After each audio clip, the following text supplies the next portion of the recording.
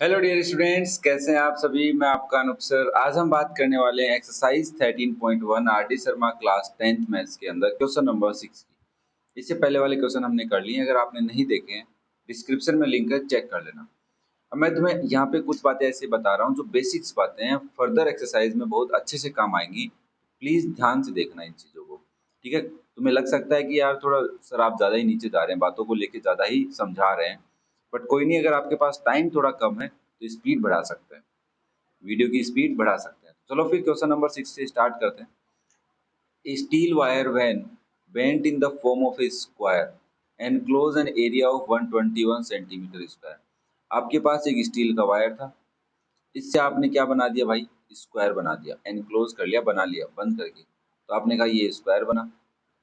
अब इस जब आपने स्क्वायर बनाया तो इस स्क्वायर का एरिया निकल के आया 121 सेंटीमीटर स्क्वायर। ओके, अब देखो भाई, आपके पास एक स्क्वायर है जिसका एरिया है, तो आपने साइड लेट कर ली ए। तो मुझे बताओ, क्या ए स्क्वायर की वैल्यू 121 है? तो ए की वैल्यू क्या होगी भाई, under root 121 that is 11 centimetre. मतलब जो स्क्वायर हमने बनाया उस स्क्वायर की साइड क्या होगी, 11 सेंटीमीटर।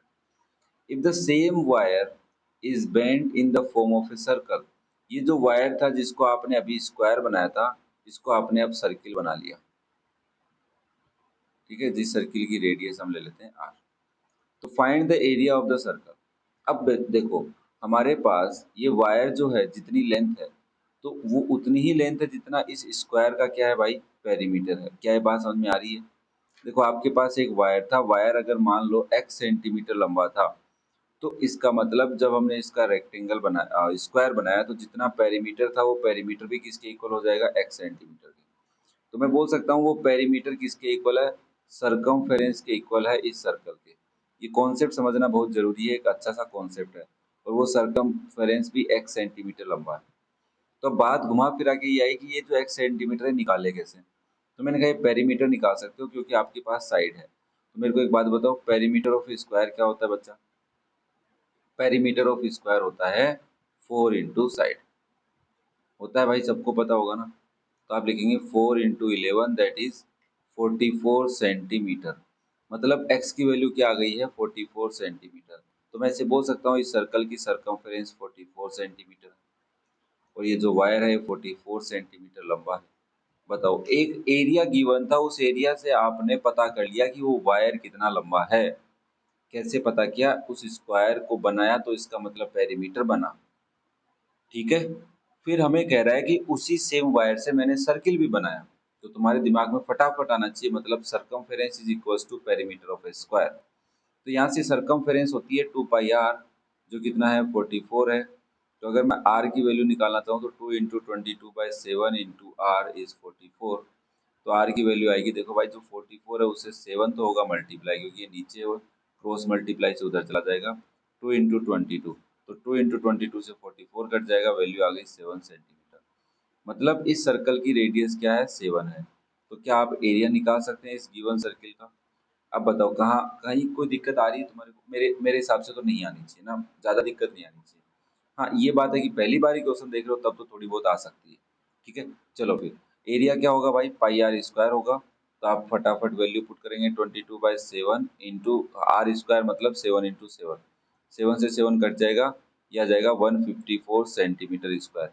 ये इसका क्या हो जाएगा भाई, एरिया हो जाएगा। ओके, तो इस क्वेश्चन में बेटा समझने लायक एक ही बात है कि आपके पास एक वायर था, उस वायर को बेंड करके आपने स्क्वायर बनाया, स्क्वायर से आपने उसी वायर से सर्किल बना लिया। तो आपको बात ये याद रखनी है कि length of the wire is equals to perimeter of the square and equals to circumference of the circle.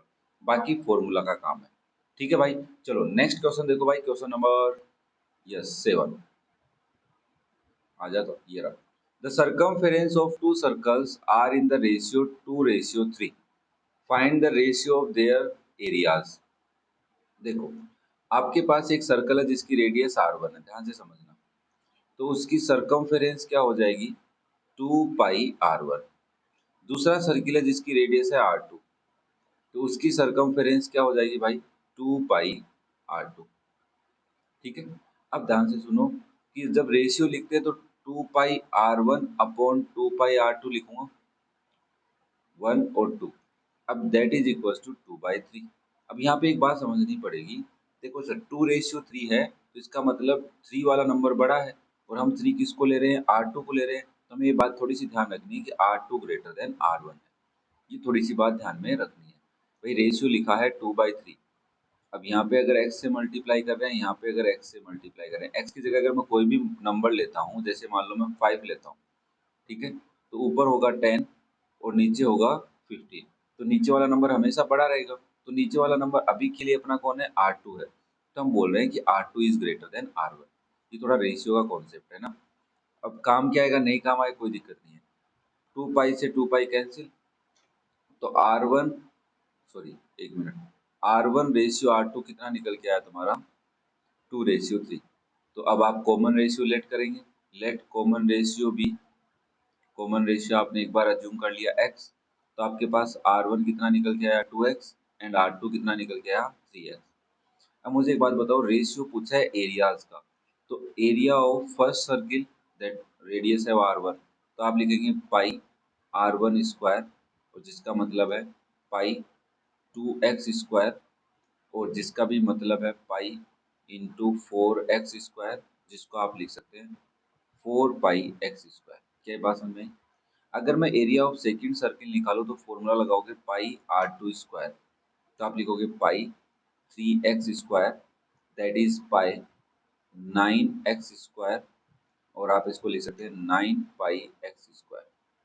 अब मुझे बताओ A1 रेशियो A2 लिखना है आपको, तो कैसे लिखोगे, 4 पाई x स्क्वायर रेशियो 9 पाई x स्क्वायर, और रेशियो को एक बार फ्रैक्शन में लिख लें, 4 पाई x square by 9 pi x square, तुम्हें लग रहा है कट जाएगा, तो क्या आएगा 4/9, मतलब रेशियो निकल के क्या आया 4:9। आंसर चेक कर लेते हैं, क्वेश्चन नंबर 7 का आंसर आना चाहिए 4:9, और पिछले वाले का आंसर था 154, सही था क्या? हाँ सही था 154। ठीक है भाई लोगों, इजी सा क्वेश्चन है। सरकमफेरेंस का रेशियो गिवन था, तो हमने दो सरकमफेरेंस निकाली, पहले रेडियस की हेल्प ले ली, हमें लेट करनी पड़ेगी रेडियस, फिर उसमें हमने एक कंडीशन डाल दी कि R2 ग्रेटर देन R1 है, ये एक बार समझने के लिए हमने डाला है, कहीं पे काम आ जाएगा, नेक्स्ट फर्दर क्वेश्चन में कहीं काम आ जाए तो हमें समझना जरूरी है। तो हमें एरिया का रेशियो रेशियो पूछा था, तो हमने सरकमफेरेंस की हेल्प से पहले रेडियस निकाली, फिर दोनों सर्किल्स के एरिया निकाले, एरिया से हमने उनका रेशियो निकाल के दे दिया। ठीक है, चलो नेक्स्ट क्वेश्चन नंबर 8 देखो। The sum of the radii, radii is the plural word of radius of two circles is 140 centimetre. मान लो सर्किल फर्स्ट है और सर्किल सेकंड है, ध्यान से समझते हैं। फर्स्ट की रेडियस R1 है और सेकंड की रेडियस R2 है। तो हमने कहा एज पर क्वेश्चन पहली कंडीशन क्या गिवन है हमें, कि sum of the radii of the two circles is 140, मतलब R1 प्लस R2 की वैल्यू कितनी है 140 सेंटीमीटर। एक कंडीशन हमें गिवन हो गई, ठीक है, and the difference of their circumferences is 88 centimetre. अब अगर डिफरेंस ऑफ सर्कमफेरेंसेस पूछा है, तो हमें ये पता होना चाहिए ना कौन सा सर्किल की रेडियस ज्यादा है।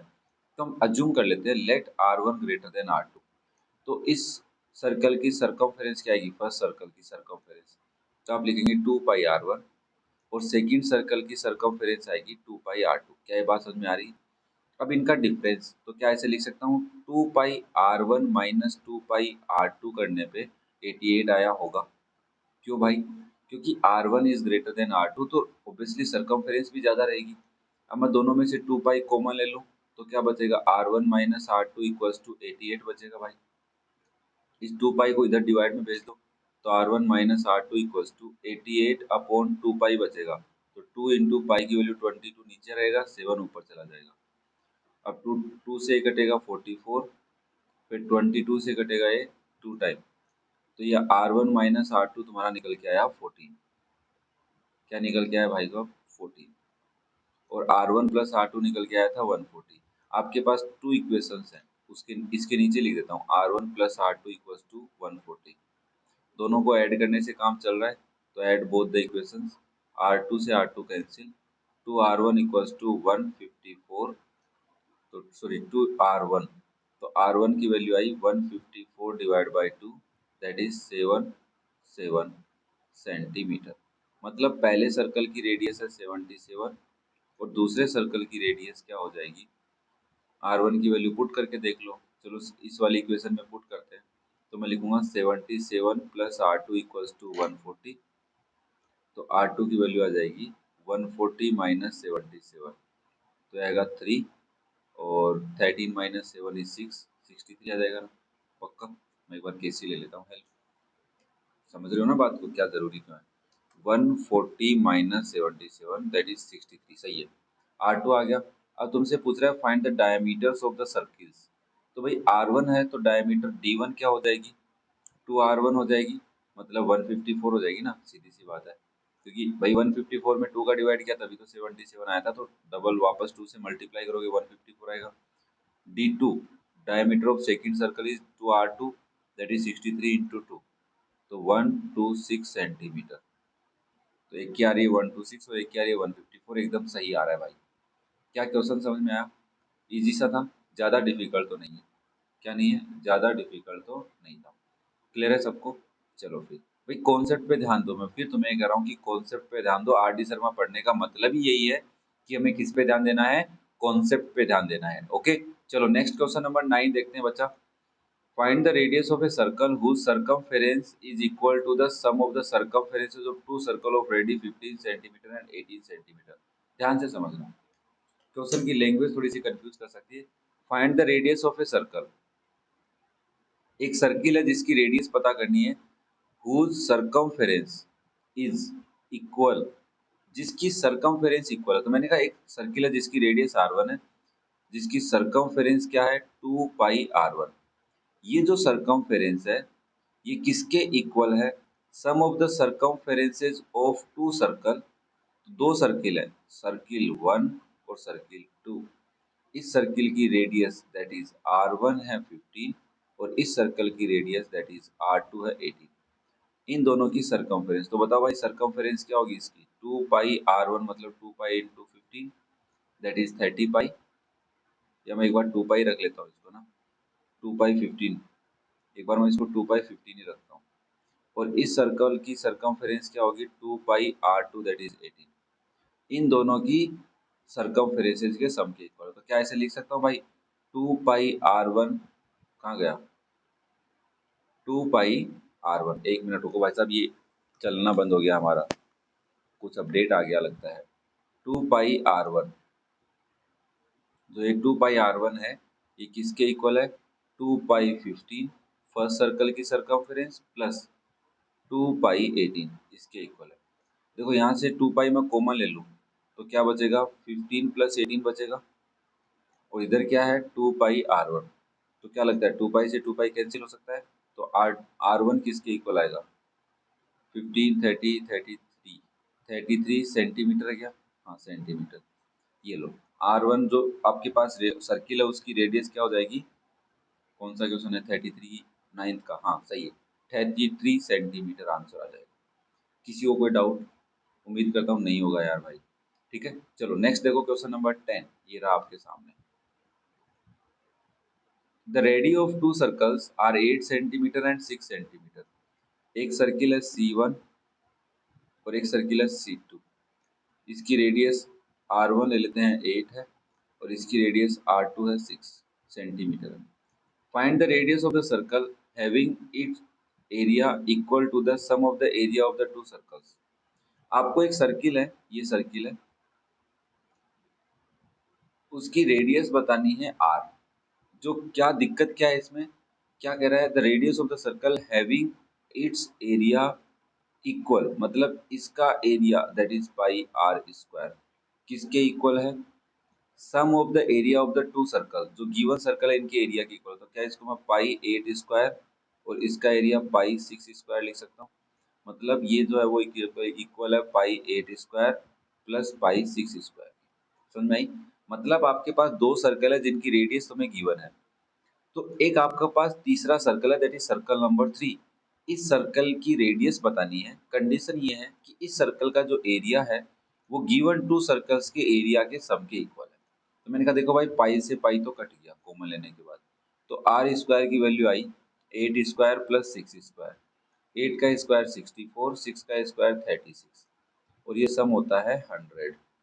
तो आर स्क्वायर की वैल्यू 100 है, तो आर की value I √100 that is 10 centimetre, क्योंकि सेंटीमीटर में गिवन है तो आंसर कितना आ गया 10 सेंटीमीटर। बस छोटा छोटा सोचना है, कुछ नहीं करना अपने को ज्यादा, सोच समझ के क्वेश्चन को अटेम्प्ट करना है, प्रोसेस को समझना है कि लैंग्वेज भी समझनी है साथ में। कोशिश कर रहा हूँ कि सारी बातें एक साथ समझा पाऊँ तुम्हें, है ना। चलो नेक्स्ट देखो बच्चा, क्वेश्चन नंबर 11।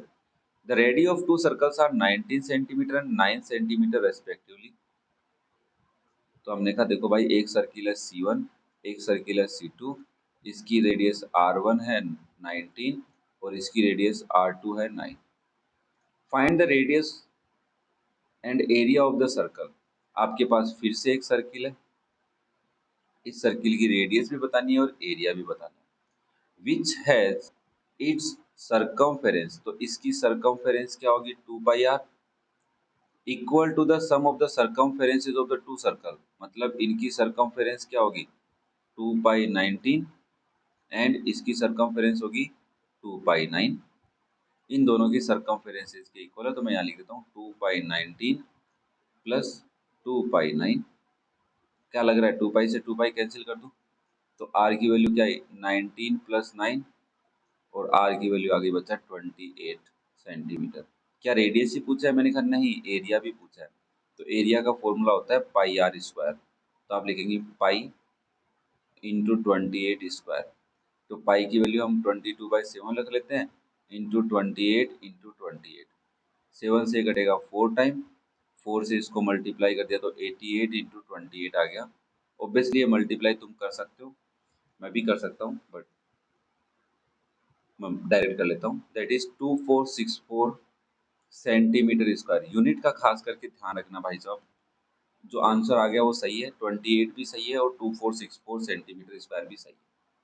कोशिश यही है हमारी कि कॉन्सेप्ट बहुत अच्छे से समझ पाए अपन। चलो नेक्स्ट क्वेश्चन नंबर 12 देखते हैं क्या कह रहा है। भाई तुम्हारे से एक ही रिक्वेस्ट है कि दोस्तों के साथ बातें शेयर करनी है तुम्हें, बस और कुछ नहीं करना, और तुम्हें पढ़ना है। प्लीज इन क्वेश्चंस की प्रैक्टिस कर लेना। क्या कर लेना भाई लोगों, प्रैक्टिस कर लेना, है ना, अच्छे से। चलो next. The area of a circular play ground is 22,100 centimetre 76 centimetre. आपके पास एक सर्कुलर प्ले ग्राउंड है, इस सर्कुलर प्लेग्राउंड का एरिया कितना है भाई 2216 सेंटीमीटर सॉरी मीटर स्क्वायर। हमने कहा ठीक है, कोई दिक्कत नहीं। The find the cost of fencing this ground. Fencing का मतलब होता है इसके चारों तरफ कुछ लगाया है तुमने, इसको फेंसिंग किया है, ठीक है। तो फेंसिंग की प्राइस निकालनी है। अगर 1 मीटर स्क्वायर की प्राइस है, सॉरी 1 मीटर स्क्वायर नहीं आएगा, 1 मीटर ही आएगा। अगर मीटर की देखो यहाँ पे यूनिट के अकॉर्डिंग भी तुम देख सकते हो कि एरिया निकालना है कि पेरीमीटर, सॉरी सरकमफेरेंस।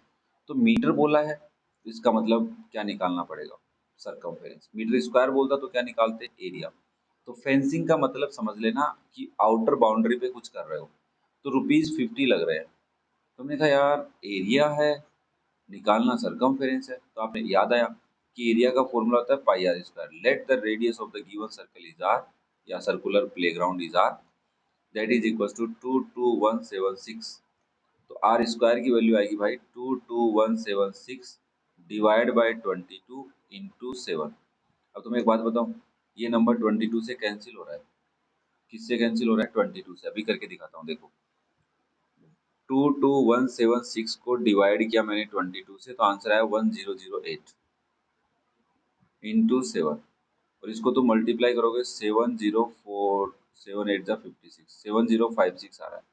अब तुम्हें r की वैल्यू निकालनी है, दैट इज √7056। अब देखो, अगर तुम्हें भाई साहब मैंने प्रीवियस क्वेश्चन में समझाया है कि स्क्वायर रूट कैसे निकालते हैं, वैसे तो इसका आंसर 84 आ रहा है, और तुम्हारे किसी बच्चे को नहीं आ रहा कि स्क्वायर रूट कैसे निकालते हैं, तो एक तरीका बताता हूँ। 7056 है, लास्ट के 2 डिजिट का पेयर बनाओ। ये मेथड फॉलो करते आ रहे हो, तुम पढ़ के आए हो लास्ट क्लास में अच्छे से, ठीक है। तो आपको फर्स्ट पेयर चेक करना है 70 किसके स्क्वायर के पास में, तो आप बोलोगे 6 8 8 जा 64 होता है, ठीक है। तो फर्स्ट डिजिट क्या आ गई 8 आ गई, माइनस करो तो 6 आया। फिर नेक्स्ट पेयर नीचे लेके आ जाओ बच्चा, 56 आ गया, और इन दोनों का सम कर लो, यहाँ पे क्या आ गया 16। अब तुम्हें क्या करना है, लास्ट डिजिट को छोड़ दो, 16 को 65 में डिवाइड करना है, तो 65 डिवाइड बाय 16 अब कितने टाइम हो रहा है, और 16 का डिवाइड, 16 की टेबल नहीं आती यार, 65 डिवाइड बाय 16 4 के आसपास जा रहा है, तो इसका मतलब ये लगभग 4 टाइम्स जा रहा है। तो मैं यहाँ पे 4 पुट करके, यहाँ पे भी 4 पुट करके मल्टीप्लाई करके देखूंगा। अगर ये प्रोडक्ट इसके इक्वल या इससे कम आ रहा है तब तो ठीक है, ज़्यादा आ रहा है तो मैं यहाँ पे 4 की जगह क्या रखूंगा, 3 रखूंगा। ये ध्यान सुन लेना, ये सबसे बड़ा ड्रॉबैक है इसके स्टेप और इस प्रोसेस का। तो यस ऑब्वियसली इसके इक्वल आ रहा है, तो क्या आ गया 0, तो नेक्स्ट डिजिट क्या आई थी, 4 आई थी, तो इसका आंसर क्या आ गया 84। ओके, तो बाकी अगर किसी को इसमें भी दिक्कत हो रही हो तो मुझे कमेंट कर सकते हैं, हम आगे फर्दर वाले क्वेश्चंस में मैं तुम्हें कहीं ना कहीं ये समझा दूंगा। ठीक है भाई, चलो फिर ये हमारा क्वेश्चन नंबर 12 तक हो गया है। नेक्स्ट हम बात करते हैं क्वेश्चन नंबर 13 की। The side of a square is 10 centimetre, find the area of circumscribed and inscribed circles. ये क्या नाम आ गए, इनका मतलब तो अंदर समझते हो, और सर्कमस्क्राइब का मतलब होता है बाहर। समझाता हूँ क्या मतलब है। Side of a square given है, तो आपके पास एक स्क्वायर गिवन है, ये आपका एक स्क्वायर है जिसकी साइड है 10 सेंटीमीटर। अब तुमने क्या किया, इसके वर्टेक्स को टच करते हुए एक सर्किल ड्रॉ कर दिया। हो सकता है पॉसिबल है ये बात, तो ठीक, मतलब कहने का मतलब है एक सर्किल था, उस सर्किल के अंदर तुमने एक स्क्वायर बनाया। ठीक है, अब कोशिश कर रहा हूँ, ये स्क्वायर बनाया जिसकी साइड है 10 सेंटीमीटर। तो अब तुम्हारे को एक कॉन्सेप्ट समझना पड़ेगा कि ये क्या करना क्या चाहता है। तुम्हें एरिया बताना है सर्कल का, जो इस एक तो इस स्क्वायर के बाहर बन रहा है जिसको बोलते हैं सर्कमस्क्राइब, और एक इस स्क्वायर के अंदर बन रहा है। अंदर कैसे बनेगा, इनकी साइड्स को टच करेगा कहीं ना कहीं। क्या करेगा, साइड्स को टच करेगा ये। ठीक है, साइड्स को क्या करेगा, टच करेगा। तो दोनों कंडीशन में पहली बात तो रेडियस पता करनी पड़ेगी तुम्हारे को। क्या पता करनी पड़ेगी भाई साहब, रेडियस। तो मैं कोशिश करता हूँ समझाने की। मैंने कहा देखो, ये हमारे पास एक सर्किल है, बड़ा सा बनाता है। मैंने यहाँ से एक स्क्वायर बनाने की कोशिश की, तो एक कंडीशन होती है कि स्क्वायर की डायगोनल्स, ध्यान से समझना, स्क्वायर की डायगोनल्स का इंटरसेक्शन जो पॉइंट होता है, that point is the centre of the circle, that is circumscribed. क्यों, क्योंकि ये चारों साइड इक्वल होती हैं। ये पता है ना, डायगोनल बाइसेक्ट ईच अदर और both the diagonals of the square are equal. उसी रीजन से हम बोलेंगे कि this is the centre of the circle. इसका मतलब कि diagonal of the circle square passes through the centre of the circle, और दैट इज द डायमीटर। अब मेरे को ये पता है कि एक स्क्वायर है, ध्यान से समझना भाई, बहुत कोशिश कर रहा हूँ यार चीज़ों को आराम से समझाने की। मुझे एक बात बताओ, ये डायगोनल है, ये साइड 10 है, ये साइड 10 है, और ये 90 डिग्री एंगल है। क्या तुम ये डायगोनल की लेंथ निकाल सकते हो? Yes sir. अगर ये ट्राइंगल ए बी सी है तो हम बोलेंगे कि बाय पाइथागोरस थ्योरम हम ये बोल सकते हैं कि A C square equals to A B square plus B C square. बोल सकते हो, ए बी है 10 स्क्वायर प्लस 10 स्क्वायर, 100 प्लस 100, तो ए सी स्क्वायर की वैल्यू आई, ए सी स्क्वायर की वैल्यू आई भाई 200, तो ए सी की वैल्यू आ गई अंडर रूट में 200। तो एक बार इतना ही रखते हैं, ए सी की वैल्यू क्या आ गई अंडर रूट। तो मैं ऐसे बोल सकता हूँ कि मैं अगर सर्कम स्क्राइब की बात कर रहा हूँ तो डायमीटर कितनी आ गई उस सर्कल की, D1। इसको मैं D1 बोलूँगा, सर्कल 1 बोलूँगा, और इसको सर्किल 2 बोल रहा हूँ। ठीक है ना, तो मैंने कहा D1 मेरे पास आई है अंडर रूट 200, और D1 का मतलब है 2R1 equals to under root 200। तो R1 की वैल्यू आ गई अंडर रूट में 200 डिवाइड बाई 2। क्या ये बात समझ में आई? सेंटीमीटर बोल सकता हूँ कि जो सर्कम स्क्राइब किया, मतलब जो सर्किल बाहर बनाया स्क्वायर की वर्टिसेस को टच करते हुए, उसकी रेडियस आई है अंडर रूट में 200 डिवाइड बाई 2। मुझे उसका एरिया निकालना है, तो एरिया का फॉर्मूला हो जाएगा, area of first circle that is circum scribe circle is pi R1 square. तो आप लिखेंगे 22/7। R1 का मतलब है अंडर रूट 200/2 का होल स्क्वायर, और जिसको तुम सोल्व करोगे तो 22 इंटू 200 अपॉन 7 इंटू 4 आने वाला है। ठीक है, अब देखो 2 से 2 टाइम और ये 11 टाइम, फिर इस 2 से ये 100 टाइम, तो आपके पास वैल्यू आई 1100 डिवाइड बाय 7। क्या यहाँ तक बात समझ में आ रही है? ऊपर से तो नहीं जा रहा? हाँ, मैं जरूर आगे आ गया तुम्हारे। ठीक है, मैं जरूर आगे आ गया हूँ। मैं थोड़ा साइड में कर लेता हूँ इसको। इसको थोड़ा छोटा कर लेते हैं, फिर साइड में भी कर लेते हैं। अब तो आगे नहीं आ रहा? पक्का? मैं एक बार चेक कर लेता हूँ। हाँ, अब मैंने आ गया ना। अब मुझे एक बात बताओ, क्या तुम्हें ये सोल्व करना आता है?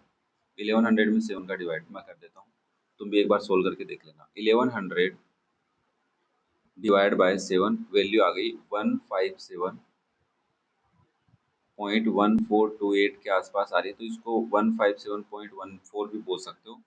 आंसर लगभग मैच कर रहा है। यस, 157 ही आ रही है, तो कोई दिक्कत नहीं है। 155 सेंटीमीटर हो सकती है सर्कम स्क्राइब वाले की। तो अब मुझे इन सर्कल की बात करनी, इन स्क्राइब्ड सर्कल की बात करनी है।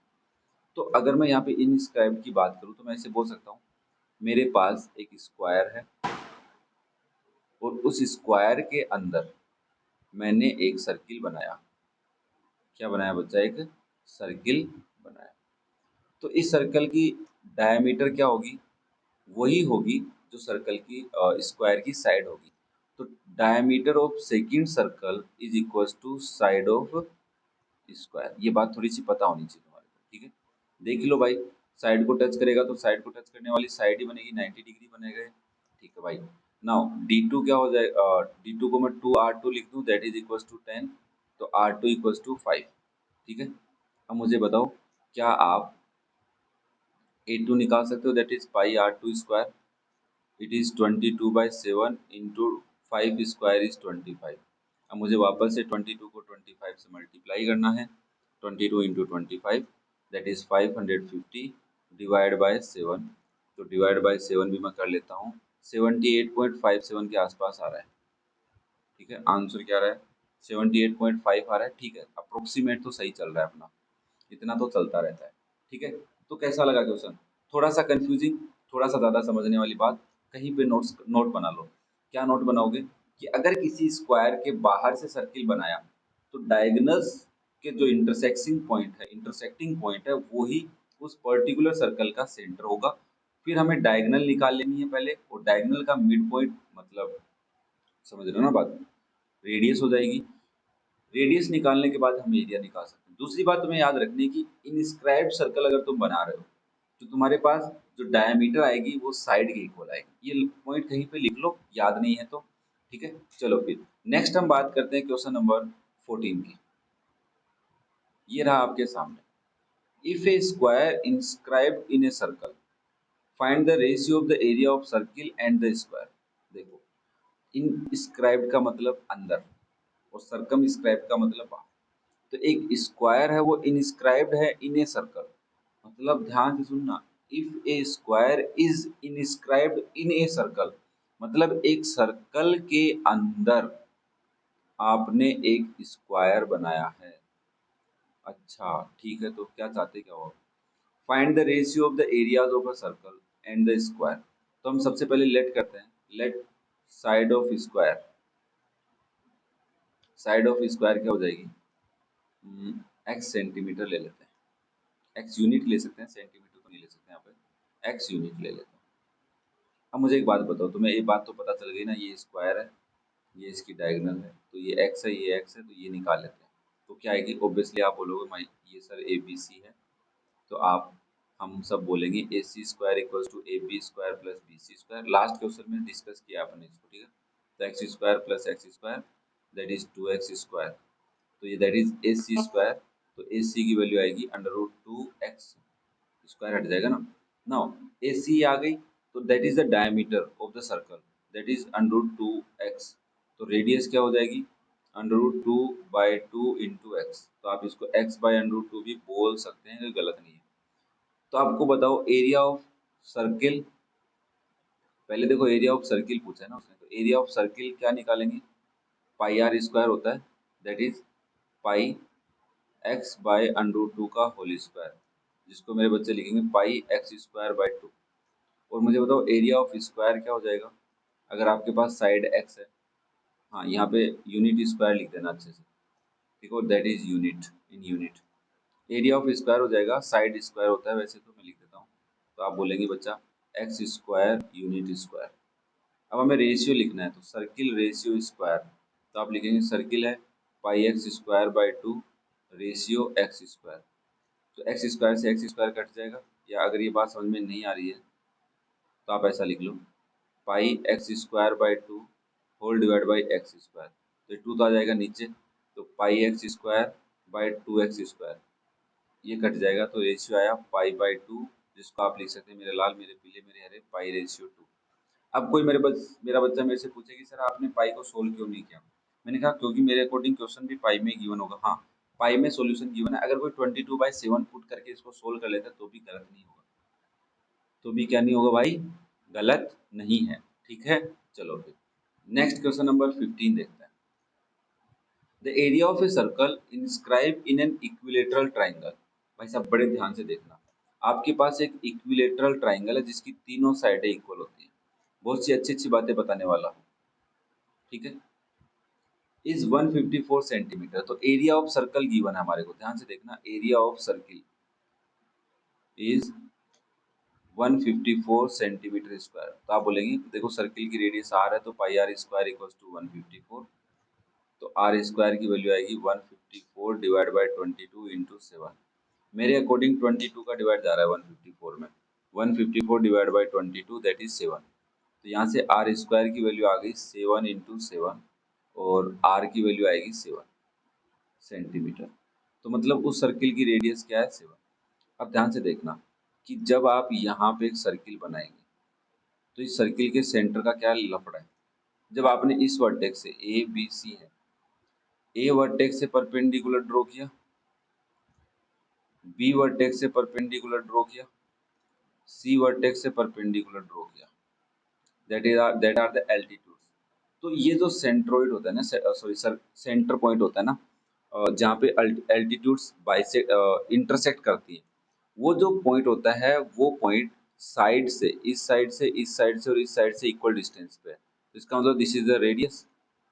और ये अगर AD है और ये पॉइंट अगर O है, तो O AD को AD को 2:1 में डिवाइड करता है। ये बात पता होनी चाहिए तुम्हारे को कि जो AD होती है ना, AD is the altitude that may be you can say height of the equilateral triangle. वो क्या होती है, और 2:1 में डिवाइड करता है जो सेंटर पॉइंट होता है जिससे आप इंस्क्राइब्ड सर्कल बना सकते हैं। ठीक है, यहाँ पे दो पॉइंट होते हैं, एक ऑर्थो सेंटर और एक इन सेंटर, है ना, और एक सरकम सेंटर, ऐसे पॉइंट्स वो थोड़ी सी तुम्हें नॉलेज में रहनी चाहिए ना। अब मैं ऐसे बोल सकता हूँ, इसका मतलब अगर ऐसे लिख दो तो कोई गलत नहीं होगा, AO ratio OD equals to 2:1। तो AO हो गया 2x और OD हो गया x। अब मुझे पता है OD इज द रेडियस, देख लो भाई O से D तक नीचे वाली, ये मैं कलर चेंज कर लेता हूँ फिर तुम्हारे को याद रहेगा। ये वाला जो है ना, कलर भी अच्छा नहीं लिया सर आपने, रेड ले लेते हैं। ये जो पॉइंट है ना OD, यहाँ से लेके यहाँ तक OD, ये R ही तो है, तो आप बोलेंगे दैट इज इक्वल्स टू 7। तो इसका मतलब x 7 है, तो AO कितना हो जाएगा, 2 इंटू 7 दैट इज 14। और मेरे को AD निकालना है, तो AD क्या आएगा, AD equals to AO plus OD हो जाएगा, और AO आपने भी पता किया 14 यूनिट है, प्लस OD आपका 7 है दैट इज 21 सेंटीमीटर बोल सकते हैं। अब मेरे बच्चे देखो, एक और डाउट आपके दिमाग में आएगा कि अगर ये आपका इक्विलेटरल ट्राइंगल है, हमारे को अगर हाइट पता है AD, ये परपेंडिकुलर बच्चा, ये B और C, तो हाइट अगर 21 है तो साइड कैसे पता करें। ध्यान रखना कि कभी भी इक्विलेटरल ट्राइंगल के अंदर आपने अगर परपेंडिकुलर ड्रॉ किया तो ये जो ऑपोजिट साइड है उसको बाइसेक्ट करता है। तो अगर मैं इस साइड को A लेता हूँ तो ये साइड भी A होगी, तो इसका मतलब टोटल साइड 2A हो जाएगी बच्चा। इसमें ट्रिग्नोमेट्री का भी यूज होता है, ठीक है ना, उससे भी कर सकते हैं। ये 2A हो जाएगी बच्चा, तो ये 2A है तो ये भी 2A है और ये भी 2A है। तो मेरे पास एक ट्राइंगल बन रहा है यहाँ पे छोटा सा, जिस ट्राइंगल का नाम है बच्चा AB और D, जिसमें ये परपेंड 90 डिग्री है, ये A है, ये 2A है और ये कितना है 21 है। तो आप मुझे बताओ A की वैल्यू कैसे निकाल सकते हैं। तो आप बोलेंगे देखो सर, AB स्क्वायर किसके इक्वल है, AD square plus BD square के, पाइथागोरस थ्योरम से। क्या यहाँ तक बातें क्लियर है। तो वो क्वेश्चन समझने लायक है, बहुत सी बातें इसमें जो है हिडन है, वो समझनी जरूरी है। तो मैं यहाँ से बोलूंगा AB स्क्वायर का मतलब है 2A whole square, equals to a d का मतलब है बच्चा 21 whole square plus b d का मतलब है ए स्क्वायर। तो 2a² is 4a² equals to 21 का स्क्वायर 441 होता है मेरे हिसाब से, तो फिर भी चेक कर लेता हूँ। 21 इंटू 21 होता है 441, यस। प्लस ए का whole square is a square, ये स्क्वायर इधर आएगा तो 3a² आ जाएगा, दैट इज 441। तो ए स्क्वायर की वैल्यू आएगी 441/3, हाँ है ना। तो ए की वैल्यू क्या हो जाएगी अंडर रूट में, सॉरी यहाँ नहीं लिख सकता मैं, हाँ यहाँ नहीं लिख सकता, मैं अलग लिखूंगा। ए की वैल्यू हो जाएगी अंडर रूट में 441/3, और इसको आप लिख सकते हैं 21/3, ए की वैल्यू आ जाएगी अंडर रूट 3। अब यहाँ पे एक फॉर्मूला होता है कि side of the square equals to height of the square divide by under root 3, ये एक फॉर्मूला होता है। अगर तुम इसको याद रख सकते हो तो याद रख लो, अदरवाइज ये प्रूव वाला कॉन्सेप्ट याद रख सकते हैं कि in equilateral triangle if we know the height then the side is height upon under root 3। Now तुम्हारे पास इक्विलेटरल ट्राइंगल की साइड भी आ गई है जो 21/√3 है। तो हम इसे पूछ रहे हैं पेरीमीटर ऑफ द ट्राइंगल बताना है। तो पेरीमीटर क्या होता है ट्राइंगल का, वो भी इक्विलेटरल ट्राइंगल का पेरीमीटर होता है। तीनों साइड इक्वल होती है तो 3 इंटू साइड बोलेंगे मेरे बच्चे, फटाफट बोलेंगे। तो बताओ 3 इंटू 21/√3 कर लो, तो √3 से 3 कटेगा √3 टाइम, तो वैल्यू आई 21 इंटू 1.732। √3 की वैल्यू तो बहुत अच्छे से पता होगी, chapter number, yes, height and distance में बहुत अच्छे से पढ़ी है। 21 इंटू 1.732 दैट इज 36.37, ये आ रहेगा। नो, कौन सा क्वेश्चन है, ये क्या कर दिया अनुप सर आपने, क्वेश्चन नंबर 15 नहीं, कुछ तो गलती कर दी। If area of a circle inscribed in equilateral triangle is 154, find the perimeter of the triangle. Okay, कुछ तो गड़बड़ कर दिया Anup sir.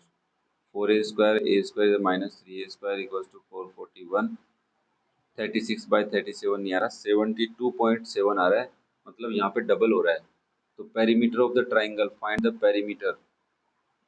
Okay okay okay, listen listen listen listen, गलती कहाँ हो गई, गलती मेरे से ही होगी, मैं बताता हूँ क्या हो गई। देखो भाई, आपने ए की वैल्यू निकाली है ना, तो ये गलत तरीका है निकालने का। ये ए है, बट आपके पास इक्विलेटरल ट्राइंगल की साइड तो 2a है ना, फॉर्मूला गलत समझा दिया मैंने। तो ये साइड का फॉर्मूला होगा 2 इंटू एच अपॉन √3। यहाँ से 2a निकालोगे तो क्या आएगा 42/√3। Now this is the height, तो बेसिकली यहाँ पे आप इंटू 2 कर लो, और यहाँ पे भी आप इंटू 2, और यहाँ पे भी इंटू 2, तो 36 टू द 72 पॉइंट 60 70 78 ऐसा कुछ आ रहा है, 72.7 बोल सकता हूँ मैं इसको, अदरवाइज मैं तुम्हारे को भाई साहब डबल करके भी दिखा देता हूँ। 72.74 आ रहा है, तो जिसको आप 72.7 बोल सकते हो सेंटीमीटर। हाँ, थोड़ा सा कंफ्यूजन आ गया था मेरे को, बाकी संभाल लेना यार। अपन क्या संभालना है कि सर अगर हमारे को height of a triangle is given of equilateral triangle, then the side of the equilateral triangle is 2h upon √3, 2 into height upon √3। ये आपको डायरेक्ट फॉर्मूला कहीं पे लिखा हुआ भी मिल सकता है, अदरवाइज प्रोसेस मैंने तुम्हें यहाँ पे समझाने की कोशिश की है। ओके, रेड मार्कर से समझा दिया क्या, कोई दिक्कत नहीं है। मेरे हिसाब से मेरे बच्चों को बहुत अच्छे से बात समझ में आ गई है, इस पर थोड़ा सा ध्यान देना है। बाकी तुम्हारे को ये समझना पड़ेगा कि जो सेंटर पॉइंट होता है जहाँ पे परपेंडिकुलर बाइसेक्टर बोल सकते हैं, या फिर altitude of equilateral triangle intersect each other, that point intersect या फिर cut the perpendicular in two ratio 1। ये थोड़ा सा बातें को समझने की कोशिश करना, कोई दिक्कत नहीं है, थोड़ा थोड़ा नया हो सकता है तो एक बार पढ़ के देख लेना, ठीक है। A field is in the form of a circle, question number 16 की बात कर रहे हैं। एक फील्ड एक सर्कल की फॉर्म में है, हमने कहा ये, और जिस सर्कल की रेडियस हमने आर ले ली। A fence is to be erected around the field, मतलब फेंस का मतलब फेंसिंग कर दी इसके चारों तरफ, कर दी क्या, कर दी सर, ये रही fencing. The cost of fencing would be 2640, मतलब टोटल रुपए कितने लगे तुम्हारे, 2640 रुपीज लग गए।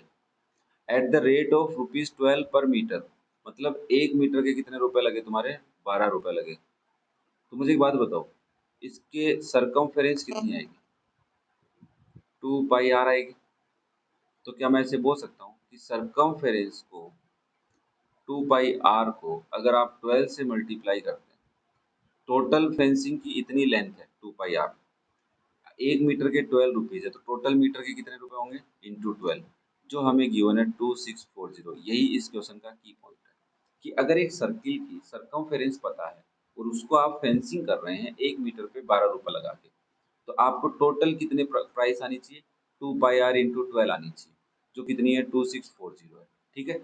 Then the field is to be thoroughly ploughed. अच्छा, अब उसकी जुताई की गई है at the cost of rupees 0.50 per metre square. मतलब इसके अंदर हल चलाया गया, प्लाउइंग की गई ना, तो हल चलाया गया, तो अंदर चलाया गया मतलब एरिया, तो पाई आर स्क्वायर पता करना है पहले तो, फिर उसको किससे मल्टीप्लाई कर देना है 0.50 से, तो ये आपके पास टोटल कॉस्ट आ जाएगी या टोटल अमाउंट आ जाएगा प्लस द फील्ड का, मतलब उस खेत की जुताई का टोटल कॉस्ट खर्चा आ जाएगा। तो आप मुझे बताओ, यहाँ से रेडियस निकाल लें पहले, रेडियस निकाल के एरिया निकाल लेंगे, एरिया निकालने के बाद 0.50 से मल्टीप्लाई कर देंगे तो टोटल अमाउंट आ जाएगा। क्वेश्चन समझ में आया? ठीक। नाउ तो 2 पाई r, तो मैं ऐसे बोल सकता हूँ पाई r की वैल्यू आएगी सर 2640 डिवाइड बाय 2 इंटू 12, और r की वैल्यू हो जाएगी 2640 इंटू 7, 2 इंटू 12 इंटू 22। तो पहले तो मैं इसको 2 से कैंसिल करता हूँ, 2 से इसको कैंसिल किया तो 1320 आया, तो मेरे पास वैल्यू आई 1320 इंटू 7 डिवाइड बाय 12 इंटू 22। अब मैं देखता हूँ 12 से डिवाइड हो रहा है, 12 वन जा 12, 12 वन जा 12, हाँ 110 आ रहा है भाई, 12 से नंबर कट रहा है 110 टाइम, तो 110 इंटू 7/22, और 22 से भी नंबर 5 टाइम कट रहा है, तो आपके पास वैल्यू आ गई 35, मतलब रेडियस कितनी आ गई है 35। समझ में आ रहा है ना? कैलकुलेशन इतनी ज़्यादा तो है नहीं इसमें यार। अब मुझे क्या करना है, हाँ घूमता जा, पढ़ाने मत देना मेरे को। नाउ अब देखो, अब मेरे पास एरिया निकालना है, तो एरिया का फॉर्मूला होता है पाई आर स्क्वायर, तो आप लिखेंगे 22/7 इंटू पाई का मतलब आर का मतलब 35 इंटू 35, 7 5 जा, तो ये हो गया 22 इंटू 5 110 इंटू 35, तो 0 5 35 प्लस 38 3850 आना चाहिए मेरे हिसाब से। मैं करके देख लेता हूँ 22 into 5 into 35, yes 3850 metre square, ये एरिया आ गया उस फील्ड का जो सर्कुलर में है। तो कोस्ट क्या आएगी, cost of plough the field equals to 3850 into 0.50, that is rupees 0.50, that is rupees 1925। यही आ रहा है क्या वन, यस एकदम सही आ रहा है। तो यहाँ पे भी एक सरकमफेरेंस का कॉन्सेप्ट फिर घुसा, सरकमफेरेंस से एरिया निकालना पड़ा, एरिया के लिए रेडियस निकालनी आनी चाहिए, और फिर ये क्वेश्चन बहुत इजी हो जाता है तुम्हारे लिए। कैसा लगा क्वेश्चन? इजी लगा? ज्यादा इजी तो नहीं लगा है ना, चलो कोई नहीं। क्वेश्चन नंबर 17 देखो, a park is in the form of a rectangle. तो आपके पास एक पार्क है जो रेक्टेंगल की शेप में है, हमने कहा यार अरे लाइन अच्छे से ड्रॉ हो जा, ये पार्क है वो रेक्टेंगल की शेप में बचा, और यहाँ पे गिवन है 120 इंटू 100, तो लेंथ ज़्यादा होती है तो 120 इंटू 100, हाँ जरूरी नहीं है। At the centre of the park, तो इस पार्क के सेंटर में एक सर्किल बना दिया उसने, this is a circular lawn, circular lawn है ये, ठीक है okay. The area of the park excluding lawn is 870 metre square. मतलब इस बात का मतलब समझाता हूँ, ये जो पार्ट है ना रेड कलर का जो तुम्हें दिख रहा है इसके अंदर, कौन सा पार्ट है रेड कलर वाला, कोई बताएगा मुझे? ऐसा पार्ट बना रहा हूँ जो पार्ट क्या है, उस सर्कल को इंक्लूड नहीं कर रहा है, मतलब इस रेड कलर का एरिया गिवन है तुम्हारे को। समझ रहे हो बात को? हाँ अपन इस पे व्हाइट कलर वापस से कर देंगे, अब तो अच्छा लग रहा है, ठीक है। नाउ लिसन, हमें क्या करना है, हमें कह रहा है कि area of rectangular park excluding circular lawn equals to 8700 metre square. क्या ये बात समझ में आई? क्या ये बात समझ में आ रही है कि आपने उस बीच वाले सर्कल को हटाया तो रिमेनिंग रेक्टेंगुलर पार्क का एरिया क्या है? 8760 मीटर स्क्वायर है। Find the radius of the circular lawn. तो मैंने कहा देखो, सबसे पहले मैं रेक्टेंगुलर पार्क का एरिया निकाल लेता हूँ। क्या आएगा? लेंथ इंटू ब्रीथ के हिसाब से आप बोलोगे 120 into 100 that is 12000 metre square. तो मुझे सर्कुलर लॉन का एरिया चाहिए भाई साहब, सर्कुलर लॉन का एरिया चाहिए। क्या करोगे बताओ? तो रेक्टेंगुलर एरिया में से माइनस कर देते हैं किसको? जो गिवन है उसको। क्यों? क्यों भाई? क्योंकि टोटल में से रेड कलर वाला हटाओगे तो सर्कल वाला ही तो बचेगा। तो रेक्टेंगुलर का कितना है? 1200030 है ना, माइनस 8700, और इसका सर्कुलर का होगा पाई आर स्क्वायर, कि उस सर्कुलर लोन की रेडियस तुमने ले ली आर। तो यहाँ से आप बोलोगे पाई आर स्क्वायर की वैल्यू क्या हो जाएगी सर? 12,000 minus 8700 that is 3300, 3300। ठीक है, क्लियर है यहाँ तक? किसी को डाउट नहीं है ना? ठीक है ना, मैं ऐसे बोल सकता हूँ कि आर स्क्वायर की वैल्यू हो जाएगी 3300 डिवाइड बाय 22 इंटू 7। अब मुझे लग रहा है 2 से कट रहा है ना, 11 टाइम, या 11 से काट लेता हूँ ना, 11 से कैंसिल करता हूँ, ये होगा 2 टाइम और ये होगा 300 टाइम। तो 2 से कटेगा तो 150 इंटू 7 आएगा। अब मुझे 150 इंटू 7 करके स्क्वायर रूट निकालना पड़ेगा, ये थोड़ा सा गलत लग रहा है ना, कोई दिक्कत नहीं है। मतलब आर स्क्वायर की वैल्यू क्या आ रही है? 1050। तो आर की वैल्यू आएगी अंडर रूट में 1050। अब मैं तुम्हारे पे उम्मीद रख के इसका स्क्वायर रूट निकाला हूँ डायरेक्ट, दैट इज 32.40 मान के चल रहा है, या 32.4 भी ले सकते हैं। यही हमारे पास क्या आ रही है? Radius of the circular lawn आ रही है। आर की वैल्यू ये जो पूछ रहा है वो यही है। क्या क्वेश्चन का कॉन्सेप्ट समझ में है? रेक्टेंगुलर पार्क में सर्कुलर लोन हटाया, फिर उसका रिमेनिंग का एरिया दे दिया, तो हमने पहले टोटल का निकाला, जो गिवन किया हुआ था रिमेनिंग का वो माइनस कर दिया, तो सर्कुलर पार्क का आ गया। ठीक है, चलो ये हमारे क्वेश्चन नंबर 17 तक हो गए। ठीक है, अब और क्वेश्चन भी करें, चलो फिर और क्वेश्चन भी ट्राई करते हैं। बच्चों मैं अभी यहीं तक क्वेश्चन करवाऊंगा क्योंकि पेन टेप धोखा दे रहा है, कुछ चीज़ें लिख रहा हूँ वो लेट दिखा रहा है मेरे को ना, तो मैं चल सोच रहा हूँ कि यार बाकी के वीडियोस खराब नहीं हो जाए क्वेश्चन, तो इसके लिए यहीं तक करते हैं। नेक्स्ट वीडियो में फर्दर क्वेश्चन करेंगे। तब तक thank you for watching the video, love you all, have a nice day and best of luck for your future. Bye बेटा।